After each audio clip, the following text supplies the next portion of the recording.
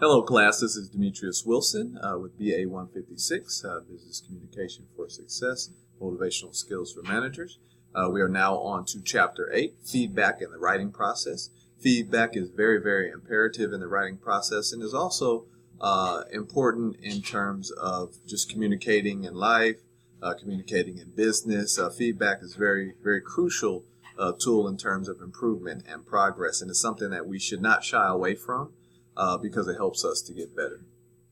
Our learning objectives for the chapter are describe feedback as a part of the writing process, compare and contrast indirect and direct feedback, and understand internal and external feedback, discuss diverse forms of feedback. There are many, many different ways to implement it and get your message across. We also have compare and contrast the feedback that can be obtained with qualitative and quantitative research. Remember, qualitative is more words and explanation. Has a little more wiggle room there. Quantitative, a lot more numbers and facts.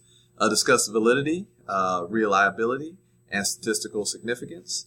Describe the 5 types of feedback identified by Carl Rogers. So let's first discuss the diverse forms of feedback. Feedback is a verbal and or nonverbal response to a message. Here's my message. You provide me with feedback. Demetrius, your understanding and your communication feedback was not very clear. Can you do this? Can you do that? Can you rearrange these things? The final step in the communication process, because communication is getting across what I intended to get across. If I didn't, then that's miscommunication. It contributes to the transactional relationship in communication, means the back and forth between me and you. I'm not communicating well. You provide me with some feedback so that I can communicate a little bit better with you. You have indirect feedback. That's a response that does not come directly from the receiver or from the source, right? So the person who received it, they're not the person who provided you with the feedback. But indirect feedback is good as well. You can even say, if I was sending in a message and I had some feedback that came back from Word that said there were some grammatical errors there. Direct feedback is a response that comes from the receiver. So you're going to provide me with some direct feedback. Say, Demetrius, I don't like the way that you presented this in terms of message. Can you change this? Can you change that? I didn't understand this part. May involve signs, symbols, words, or sounds that are unclear or difficult to understand. Internal feedback is generated by the source in response to the message created by that same source. Right, so if you're the source, you might have I might reread one of my documents and then have some internal feedback about that before it gets out for general consumption. The author must ensure that content is correct, clear, concise, ethical, and ethical as well. So when I read over a document before I send it out to you guys, I write it, but I just don't hit submit or hit send. I write it, then I reread it again. Some people don't like that. I know someone was sitting at my desk one time. He's like, hey, man, you reread your emails a lot. And I said, yeah, I do reread them a lot because I want to send out the correct and right message to everybody at work. You have external feedback is a response from a receiver, right? So you receive the message, and now you're providing me with feedback. Hard copy documents are often assessed through oral and written feedback. All right, so you may talk to me about it, or you may mark up the document and send it back to me so it can be updated. Response rate. The web has a system of keeping track of what gets read and by whom, right? Especially when you're doing like pay-per-click and things like that. You want to see, how many times it was hit, how many page views, cookies. Do you, be able to trace back who went to the actual website and how much they read. There are plenty of softwares out there like Hotjar. A lot of you guys don't know it, but if you're on a website, it'll show like your path. It'll show you going from here, or A to B to C, in your path on the website. So if I was at a website, let's say this was Amazon, and I clicked here, and then I went here, and then I did this and that, it actually shows you moving back and forth. And there are softwares for that. You can even look them up. Right. So customer reviews and similar forms of user-generated content are common across the internet. Right. So, me being in a consumer-faced business, I know that as well as anybody. If somebody has something to say about your product, they will put it out there on social media. They'll post it on your site. It'll be everywhere on your Facebook wall, on your LinkedIn page. So customer reviews, user-generated content is very, very, very common across the internet. In many different forms and fashion. Yelp, all of us, like, we want to go get something to eat, you'll probably look up Yelp and check out things about the restaurant. But just so you know, I take everything with a grain of salt because I've seen plenty of things on Yelp. I go to a restaurant, had a great experience. Could be the server, could be the night, could be anything, right? Could be you, right? Maybe you woke up on the wrong side of the bed and maybe things just didn't go the right way at your experience. So you have tweets, blogs, commentary pages. Those are all different forms of feedback that you'll see come through on the internet. You have interviews. Ask a supervisor how to improve the document you produce. So ask the person you report to, hey, what can I do to fix this document? What can I do to fix this? And can I do better in this document? And they'll give you, obviously talk to someone who, you feel like is very educated, very response oriented in terms of, how they would provide the feedback. Don't talk to the person who's super negative.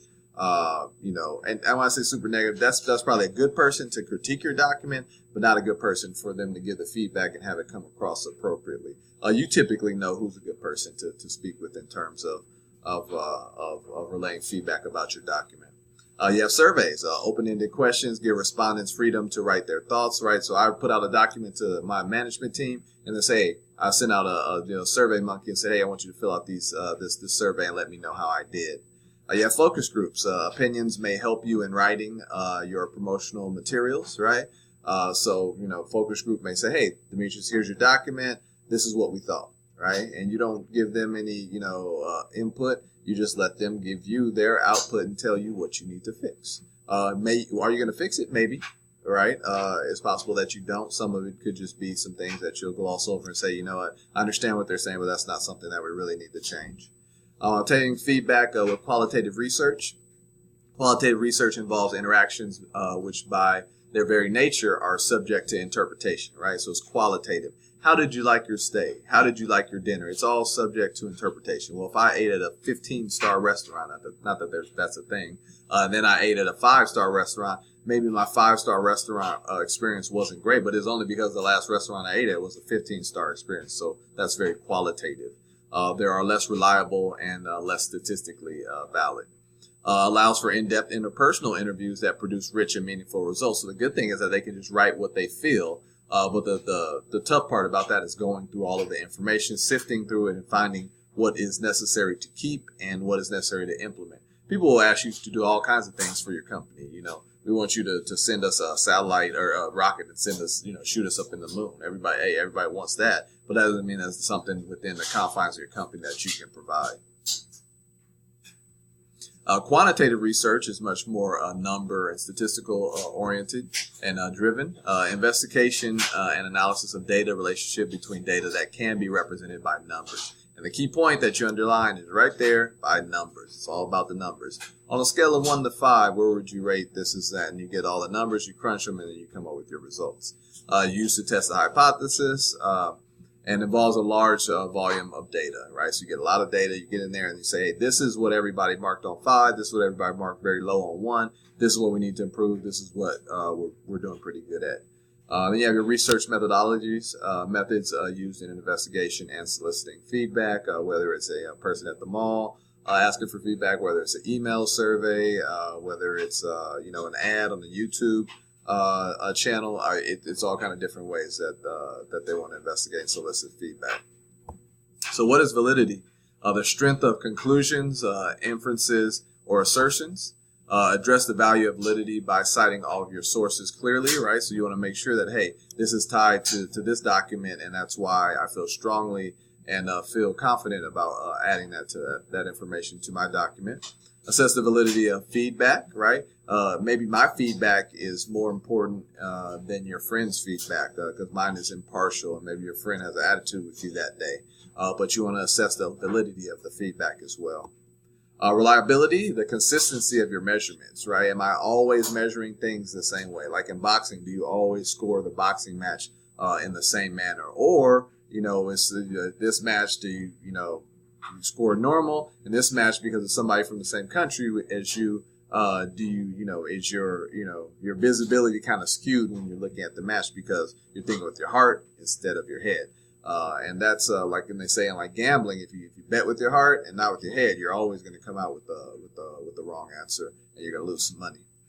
Inter-rater relatability, the degree to which each evaluator evaluates the same in similar contexts. So you do want to be consistent, and you want to evaluate the same way no matter who it is or what it is. So what is statistically significant? Statistically significant findings are conclusions that have high level of reliability, right? So we know for 99.9% degree of certainty that the color of Tide draws people into purchase Tide in the supermarket, right? So high level of reliability, all about those numbers.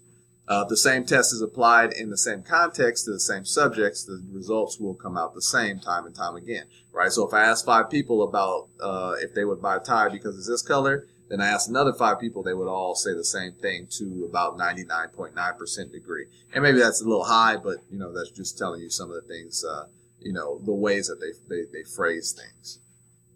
5 types of feedback identified by Carl Rogers. So evaluative feedback, right? So I'm going to evaluate your document, evaluate your writing, your speech, often involves judgment of the writer and his or her ethos or credibility.